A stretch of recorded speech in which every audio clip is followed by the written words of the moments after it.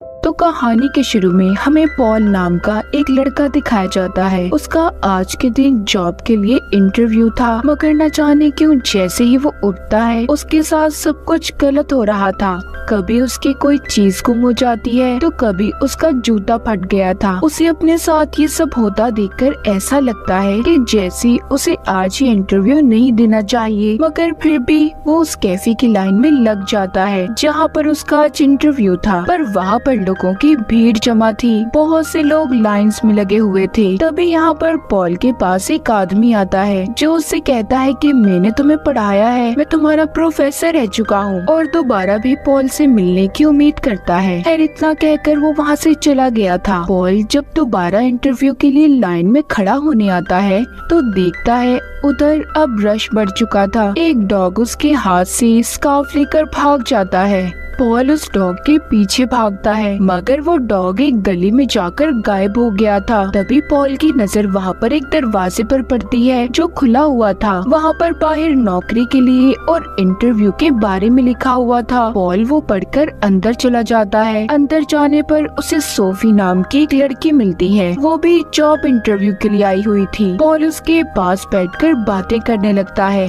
तभी डेनिस नाम का एक आदमी आता है जो पॉल को इंटरव्यू देने के लिए अंदर बुला रहा था। पॉल ये सुनकर हैरान था कि अभी तो उसने इन्हें अपना नाम भी नहीं बताया, तो इन लोगों को उसके नाम के बारे में कैसे पता। खैर फिर भी पॉल अंदर चला जाता है जहाँ पर उस कंपनी के सभी हेड मेंबर्स बैठे हुए थे। उस कंपनी का मालिक जिसका नाम वेल्स होता है वो पॉल से पूछता है कि आखिर तुम यहाँ पर इंटरव्यू देने कैसे पहुँचे। पॉल उन्हें अब अपनी सारी कहानी के बारे में बताता है। कहता है कि जब मैं सुबह उठा तब से मेरे साथ सब कुछ गलत हो रहा है। आते हुए मेरी बस छूट गई, फिर जिसके बाद मुझे जिस कैफे में इंटरव्यू देने जाना था उधर बहुत रश था। मैं जब लाइन में खड़ा हुआ तो एक डॉग मेरा स्कार्फ लेकर इस तरफ भाग आया। मैंने फिर एक दरवाजा देखा और मैं नहीं जानता था कि इधर कोई कंपनी है। बात करते हुए बार बार पॉल एक दीवार को देख रहा था। वेल्स पूछता है तुम बार बार उधर क्या देख रहे हो। वो कहता है सामने जो दीवार है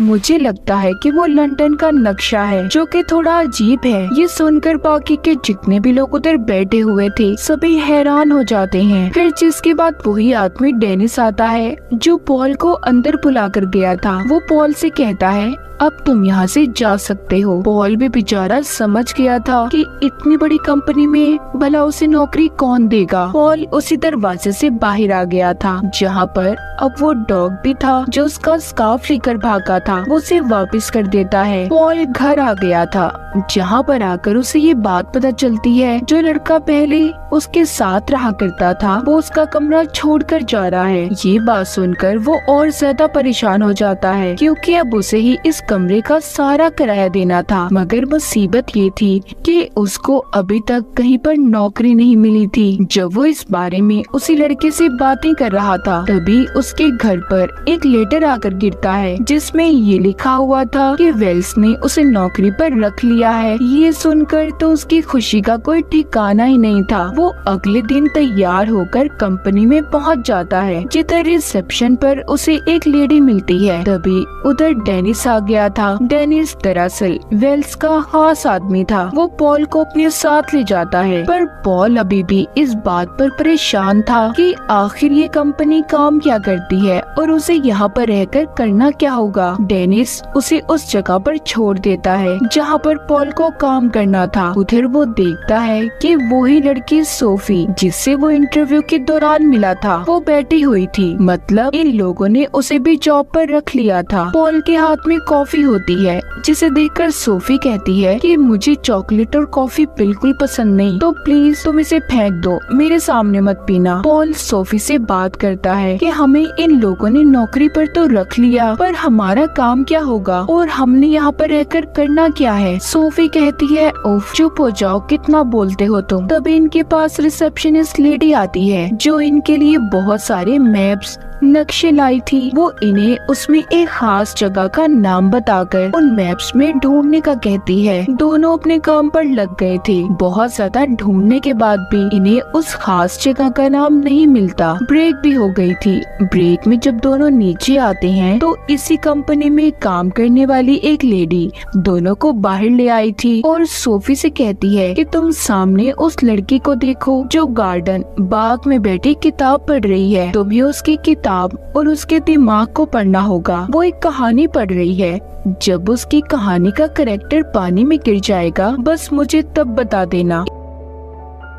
इस पर सोफी कहती है भला मैं इतनी दूर से उस लड़की की किताब को कैसे पढ़ सकती हूँ। वो लेडी सोफी को कहती है मेरा यकीन करो तुम कर सकती हो। जिसके बाद खुद वो लेडी उसी गार्डन में जाकर बैठ जाती है। कुछ देर के बाद उसी गार्डन में लगे फाउंटेन फुआरे के पास एक लड़का आकर बैठता है। उधर सोफी दूर खड़ी उस लड़की के दिमाग और किताब को बहुत अच्छे से पढ़ लेती है। जैसे ही उसका कैरेक्टर पानी में गिरता है सोफी ये बात उसी लेडी को बता देती है। तभी वो लेडी उस लड़की को पानी में गिरा देती है जो फाउंटेन के पास बैठा हुआ था। फिर वही लड़की आकर उस लड़के की मदद करती है जो किताब पढ़ रही थी। इन पर उन दोनों लड़का लड़की की बहुत अच्छी दोस्ती हो जाती है। अब वो लेडी सोफी के पास आती है और बताती है कि मैं इस कंपनी में कोइंसिडेंस डिपार्टमेंट में काम करती हूँ जहाँ पर सारे काम ऐसे करवाए जाते हैं कि जैसे कोई इत्तेफाक हुआ हो, अचानक से हो जाए कोई काम और उन लड़का लड़की को भी यही लगेगा कि वो लोग इत्तेफाक से मिले हैं। पर उस लड़की के डैड ने हमें उस लड़के से मिलवाने के लिए बहुत सारे पैसे दिए थे। हमारी कंपनी ऐसे ही काम करती है और सोफी तुम दिमाग को पढ़ सकती हो इसीलिए तुम्हें इस कंपनी में रखा गया है। तुम मेरे ही डिपार्टमेंट में काम करोगी। वो सोफी को अपने साथ ले जाती है। दरअसल ये कंपनी एक जादुई कंपनी थी जहाँ पर इंसानों के साथ साथ गॉब्लिन इंसानों की तरह दिखने वाले मॉन्स्टर और विचेस जादूगरनियां भी काम किया करती थी। और यहाँ से वापस अपनी जगह पर चला जाता है। वो फिर से नक्शे में उस खास जगह को ढूंढने लगा था मगर अब भी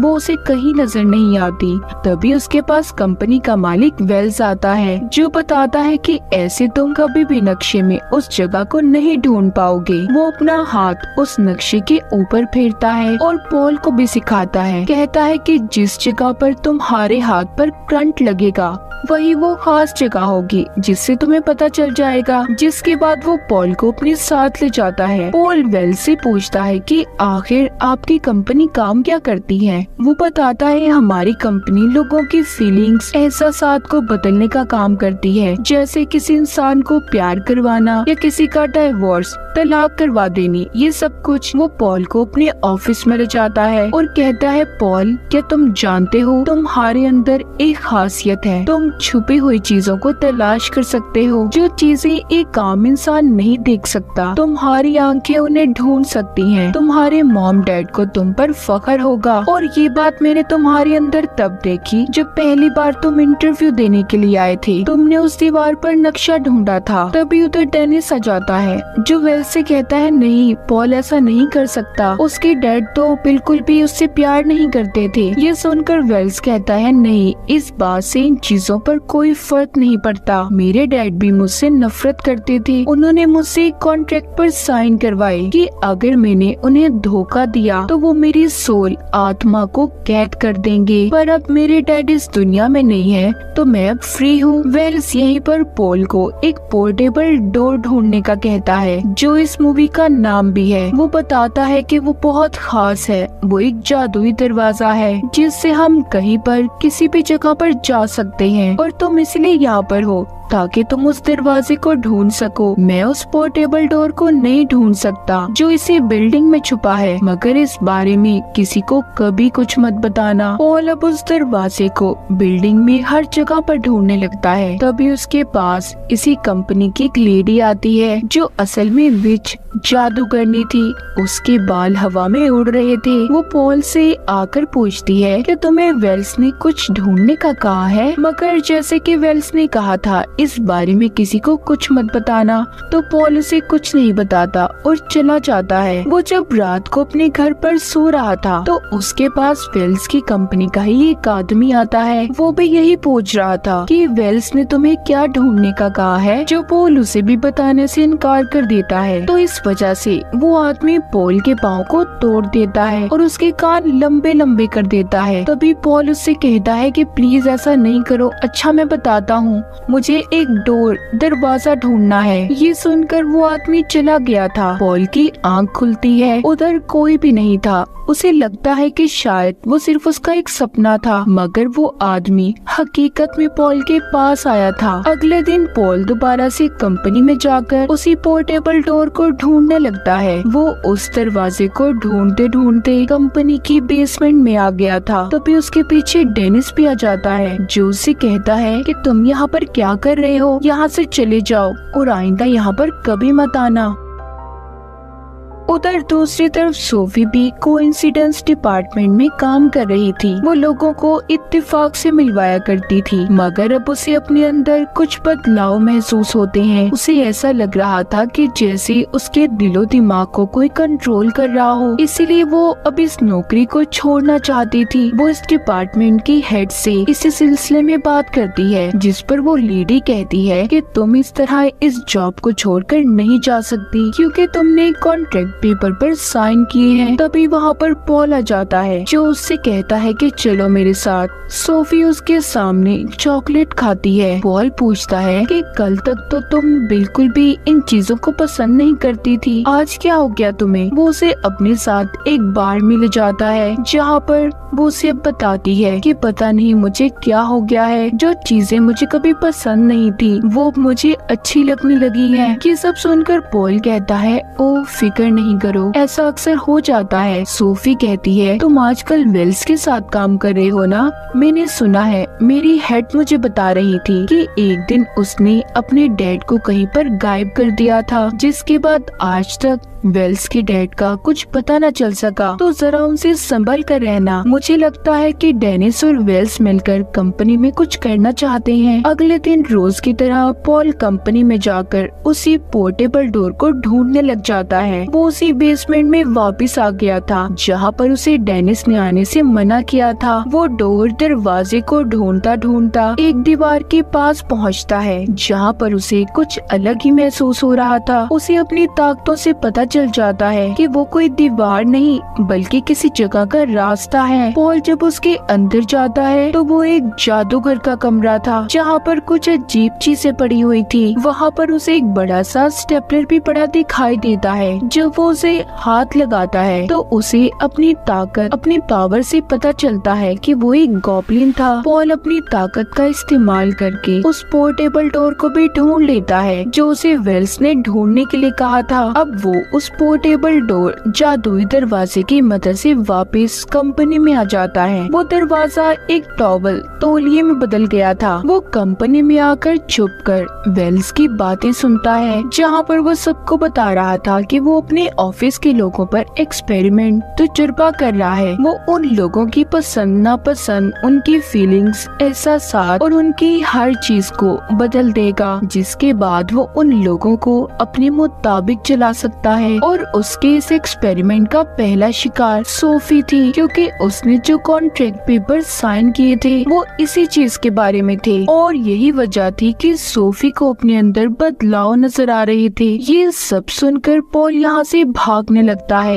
जब वो उस दरवाजे को खोलने की कोशिश करता है, मगर अब वो टॉवल तौलिया दरवाजे में नहीं बदल रहा था। तभी पॉल उस तौलिए पर लिखी कुछ बातों को पढ़ता है, जिस पर लिखा था कि डोर दरवाजे को खोलने के लिए तुम्हें 3 बार नॉक नॉक बोलना होगा और फिर उस जगह का नाम लेना है जहाँ पर तुम्हें जाना है। अब पॉल 3 बार नॉक नॉक बोलकर सुपरमार्केट का नाम लेता है, जिससे कि वो सुपरमार्केट के फ्रिज में पहुँच गया था। फिर वो सोफी के पास जाता है और उसे सारी सच्चाई बताता है कि वेल्स तुम पर एक्सपेरिमेंट तजुर्बा कर रहा है, और उसे उस पोर्टेबल डोर के बारे में भी। सोफी उस जादुई दरवाजे के बारे में सुनकर खुश होती है। वो सब कुछ अपने बारे में भूल गई थी। वो पॉल से कहती है कि इस दरवाजे की मदद से तो हम कहीं पर भी जा सकते हैं। चलो ना पॉल, सब कुछ भूलकर दुनिया घूम कर आते हैं। सोफी और पॉल पहले तो पिरामिड जाते हैं, फिर बर्फीले इलाकों में, तो कभी पहाड़ी और फिर समंदर के किनारे। उन्हें दुनिया घूमकर बहुत मजा आ रहा था। समंदर के किनारे बैठा पॉल सोफी से पूछता है, क्या तुमने किसी कॉन्ट्रैक्ट पेपर्स पर साइन किए थे? वो जवाब देती है कि हाँ, वो तो एक ट्रेनिंग प्रोग्राम था, पर अब मुझे लगता है कि शायद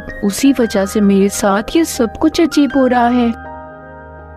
खैर, अब वो दोनों उस पोर्टेबल डोर की मदद से वापस से कंपनी में आते हैं और उस कॉन्ट्रैक्ट को ढूंढने लगते हैं। तभी उन्हें एक आदमी के नाम का कॉन्ट्रैक्ट मिलता है, जिसमें उन्हें ये पता चलता है कि वेल्स यहाँ पर लोगों की सोल, आत्मा को चुराता है। वो पहले कॉन्ट्रैक्ट पेपर पर साइन करवाता है, जिसके बाद उस पेपर को बैंक ऑफ डेड यानी कि मौत के बैंक में जमा करवा देता है। इस तरह वो उस इंसान की आत्मा को कैद कर सकता था। वो दोनों उस पेपर को पढ़ ही रहे थे, तभी उधर बहुत सारे गॉब्लिन्स, मॉन्स्टर्स आ जाते हैं। ये दोनों डरकर वहाँ से भाग गए थे। तभी इनके सामने डेनिस आता है। जब ये उसे बताते हैं कि हमारे पीछे बहुत सारे मॉन्स्टर्स लगे हुए हैं, तो तभी वो ये देखते हैं कि डेनिस भी एक गॉब्लिन है। कुछ देर के बाद उधर वेल्स भी आ जाता है। तभी उन दोनों की किसी बात को लेकर बहस हो रही थी। इस बात का फायदा उठाकर पॉल और सोफी उस पोर्टेबल डोर की मदद से यहाँ से भाग गए थे, मगर गलती से वो दरवाजा खुला रहता है। तभी वेल्स